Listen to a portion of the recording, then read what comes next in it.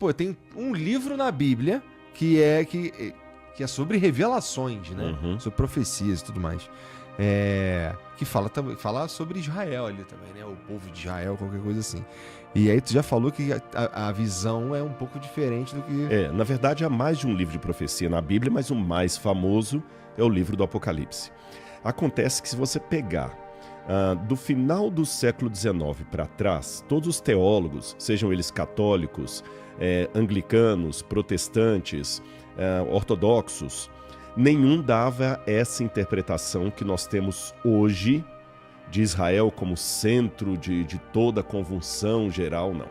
Isso aí começou a partir de Darby, que era um teólogo protestante, depois veio Scofield, que lançou a Bíblia anotada de Scofield, e depois, mais recentemente, quando Tim LaHaye lançou o livro Deixados para Trás, que depois virou filme e aí emplacou.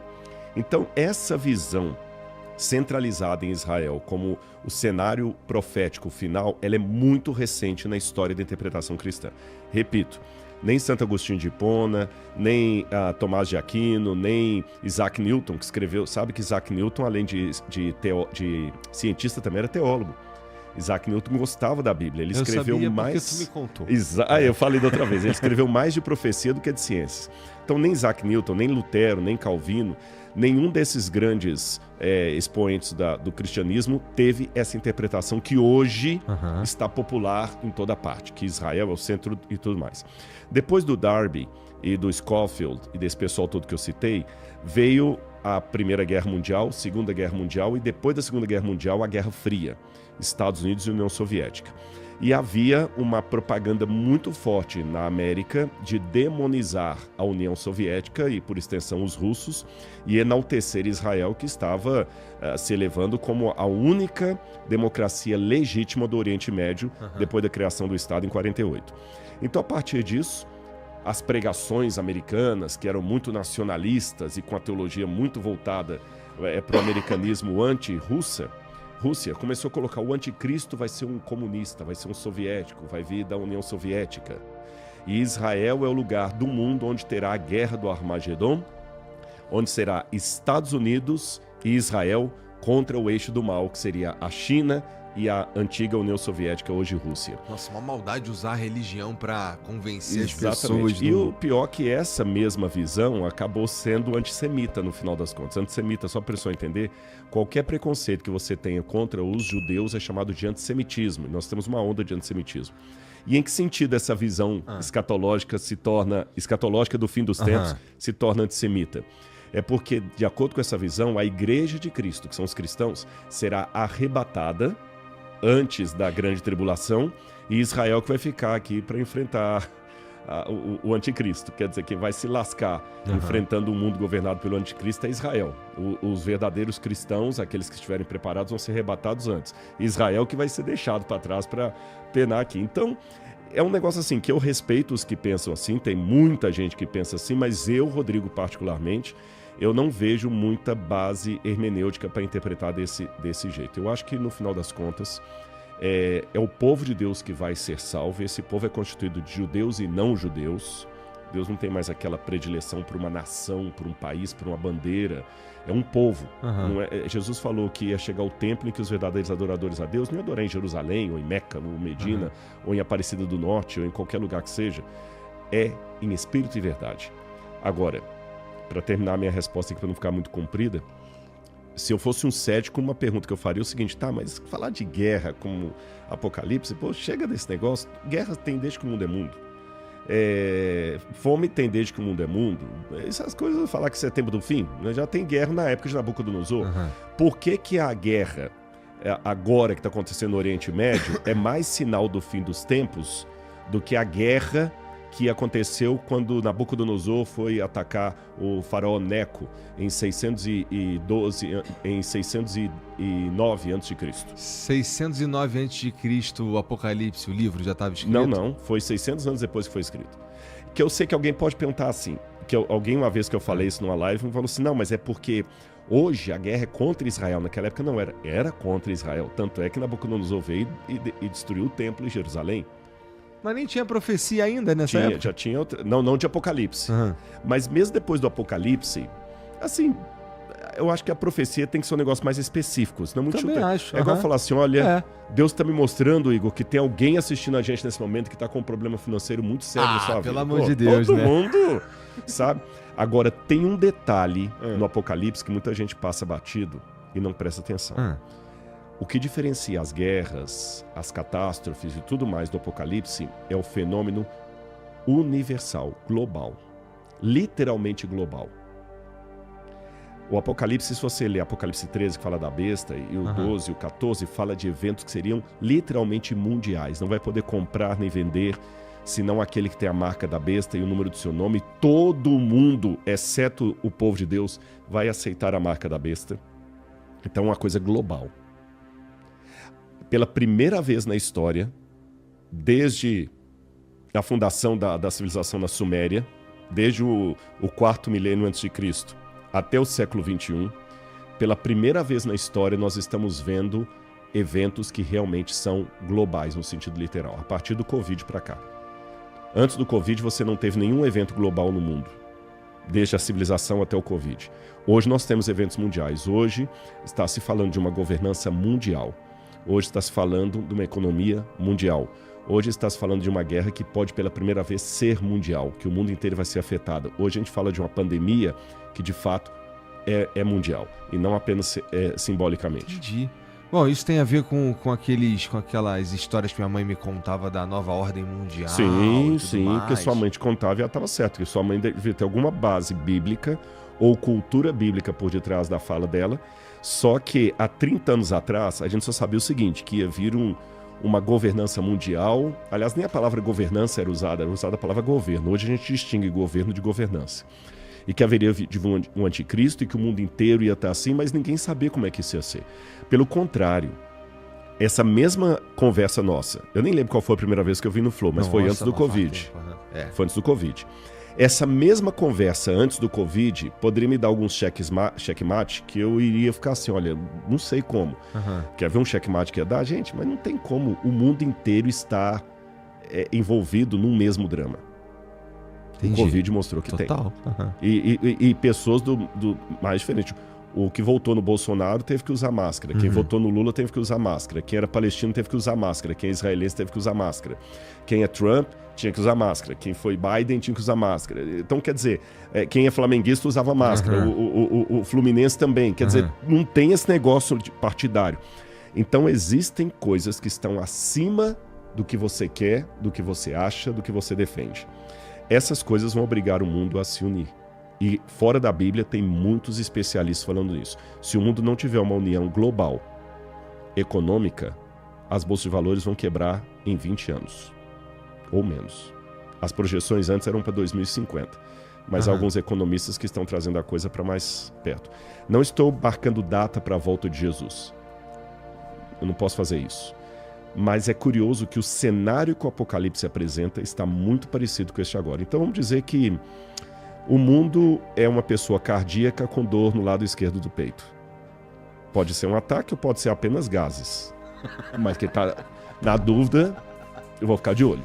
Cara, mas assim, isso é um bom sinal, não é? Assim, no sentido de... Se está rolando é porque Jesus está voltando, ou alguma coisa nesse sentido, né? O problema é a escala de tempo que a gente não sabe direito. A gente não sabe direito. Pode ser agora, pode demorar 50 anos, pode ter sei lá, alguma coisa pode acontecer. O cenário agora está muito parecido com aquele descrito no Apocalipse. Até vou colocar uma pergunta. O Apocalipse coloca assim, ó, e a galera de casa, até eu queria que o pessoal opinasse o que vocês acham também, gente. Comenta aí. O Apocalipse diz literalmente assim, abro aspas. E a todo grande, e a todo pequeno, e a todo escravo, e todo livre, será dada uma marca, na mão direita e na fronte. E não poderá comprar e nem vender, exceto aquele que tiver a marca da besta e o número do seu nome. Aquele que tem sabedoria, ou entendimento, calcule o número da besta, pois é número de um homem. Ora, esse número é 666. Então, literalmente está falando que vai ter uma economia do mundo engendrada, governada pelo anticristo. E que ninguém no planeta Terra, seja rico ou pobre, então vai continuar tendo rico e pobre, então já sei que não vai ser bem comunismo, vai ter rico e pobre, vai ter escravo e livre, não vai poder comprar nem vender, senão quem tiver no sistema dele. Tá. Mas há uns 30 anos atrás, ou 40 anos atrás, isso seria uma estupidez, porque fala assim, pô, cara, se os caras aceitam dinheiro de narcotráfico, se aceita dinheiro de jogo ilícito, se aceita dinheiro roubado, como é que esse negócio vai poder comprar? É só ter meu dinheiro guardado ali, os caras não aceitar, pô. Mas agora que estão falando em dinheiro virtual, não é questão de querer aceitar. O governo vai controlar. E isso aqui não é sensacionalismo, teoria da conspiração, é só você dar uma gulgada em artigos científicos publicados por revistas. Eu não tenho aqui a fonte, mas eu tenho no meu computador, se eu abrir ele eu mostro. Artigos de pessoas que estudam isso, que não tem nada a ver com Bíblia. Eles estão falando que vai realmente salvar o mundo. Olha o paradoxo.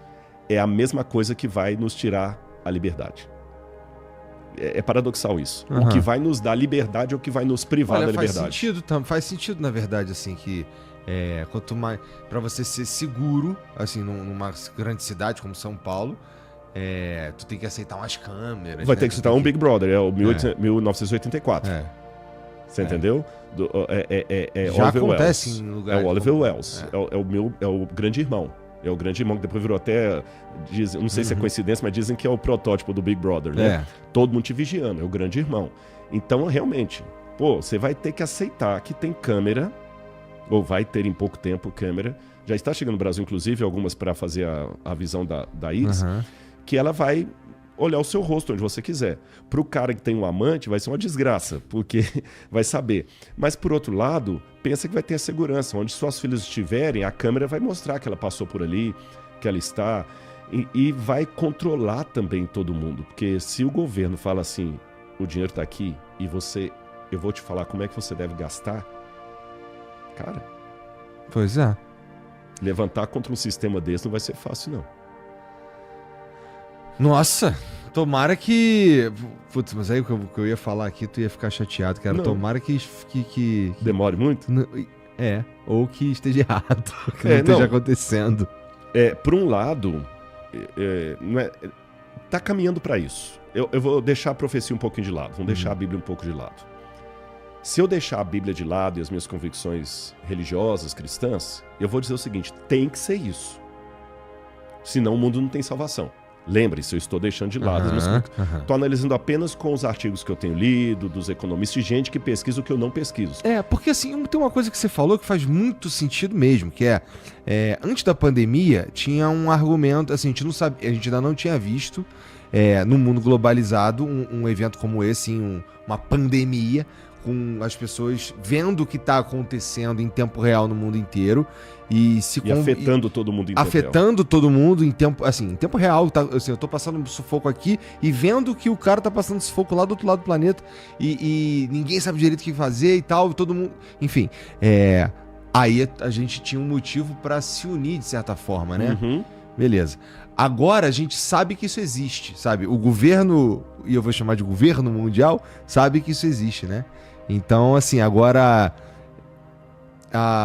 vamos lá, se a gente imaginar que é todo mundo mal, usar isso para fins próprios, sabe?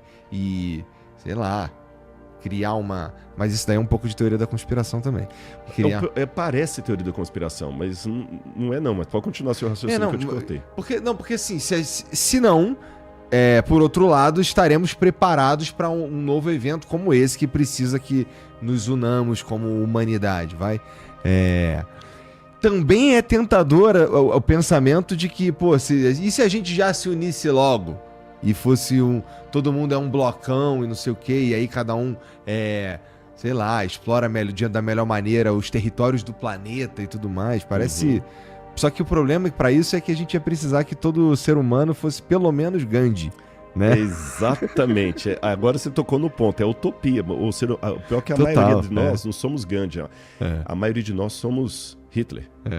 Esse que é o ponto. De acordo... Veja bem, se você está tendo uma visão humanista, a visão humanista, dependendo do teórico que você adotar, ela pode ter uma visão positiva a respeito da humanidade.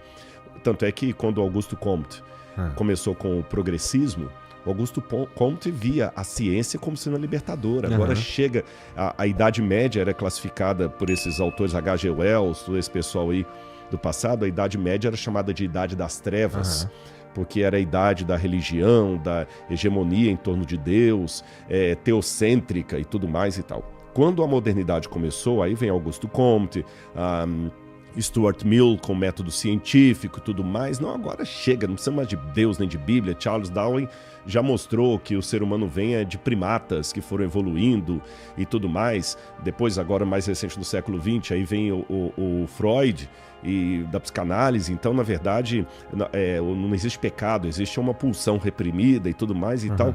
Criou-se uma sociedade onde é inteligente dizer que você não acredita em Deus. E os argumentos são fortes. E cada vez que passa, o mundo intelectual foi ficando mais cético. Embora o Sacani, que eu tive com ele semana passada, ele falou uma coisa que é verdade. Na hora eu não tinha os dados para dar, mas um livro que eu escrevi, O Ceticismo da Fé, tem esses dados. A maior parte dos acadêmicos cientistas não são ateus. Só que, por que parece que a academia é dominada por ateus? Porque quem é crente, abrir a boca e falar que crê, ele pode ser execrado. Então ele fica quieto, né? Fica quieto. Então, assim... Porque pra mim parece uma estratégia... Vamos lá, como é que eu desconfio? Eu acredito, na verdade, que Deus existe, tá ligado? Desconfio que pode ser que não exista, mas assim, eu vivo como se existisse. Sim. Sabe? E eu acho que essa é a melhor estratégia. Porque assim, porque assim, cara, se Deus existe, então existe uma coisa que pra mim é muito importante, que é a justiça, sabe? Que assim, não é possível, eu espero, porque assim, a ideia de que eu posso compreender Deus também é meio, me parece meio soberbo, né? Mas assim, eu espero que, Deus faça... Tá escrito na Bíblia que Deus é justo, né? Minha mãe já me falou isso também, né? Então, se Deus existe, então existe justiça e Deus é justo. Então, beleza. Então, para mim, até, inclusive, é confortável acreditar que Deus existe, porque aí existe todo um pós-vida e tudo mais, né? Mas eu desconfio aqui e ali, porque, assim, até agora, tudo que eu vi dava para eu explicar com a natureza, sabe? Nunca meio São Tomé, de certa forma, né? Mas eu acho que é uma estratégia inteligente. Viver como se Deus existisse pra você, sabe? Mesmo que seja uma ideia assim meio... sei lá, considera isso. Você que é ateu, assim. Porque, sei lá, porque tem algumas características de Deus, assim, elas são importantes pra gente sentir, até pra frear algumas coisas, algumas sabe? pulsões. Tipo, se Deus é justo, tá legal, deixa com Deus. Eu não vou entrar nessa briga, não vou... A única coisa que talvez, se Jesus estivesse aqui na sua frente, ele falaria... Ele ia falar assim, uma coisa te falta. Porque teve um diálogo muito parecido entre Jesus e Nicodemos. Nicodemos, não que ele tenha falado assim, olha, eu acho que Deus existe. Não, ele era um religioso. Mas Nicodemos estava tendo a mesma questão de dúvida em relação a Jesus como Messias. Aí ele falou assim, olha, eu vou dar uma chance, porque ele estava também assim, olha, vai que ele é o Messias mesmo. O Nicodemos, isso está no Evangelho de João. Ele era um teólogo da época do judaísmo, sabia de tudo, o cara sacava demais, era um scholar, um acadêmico. E ele mais ou menos foi na sua linha. Ele falou assim, olha, vou dar uma chance para esse Jesus existir. Porque se ele existir, poxa, ele é justo, eu não vou querer comprar essa briga, mas vai que é ele. Mas eu vou bater um papo com ele. E ele conversou com Jesus e tudo, né? Aí Jesus falou assim, ô Nicodemos, uma coisa falta a você. Ele falou o quê? Nascer de novo. Eu Nicodemos, mas como é que um homem pode entrar na barriga de uma mulher e nascer de novo? Eu já sou velho. Aí Jesus falou o seguinte, todo aquele que nasce da água e do Espírito, sem esses dois elementos não pode encontrar o reino de Deus. É interessante que o Nicodemos recebeu um diálogo com o próprio Jesus de Nazaré e ele só foi entregar publicamente a vida dele a Jesus 3 anos e meio depois, quando Jesus estava sendo crucificado. Isso é que é curioso. Você vê que o cara, né, cada um tem o seu tempo. E não podemos forçar a barra.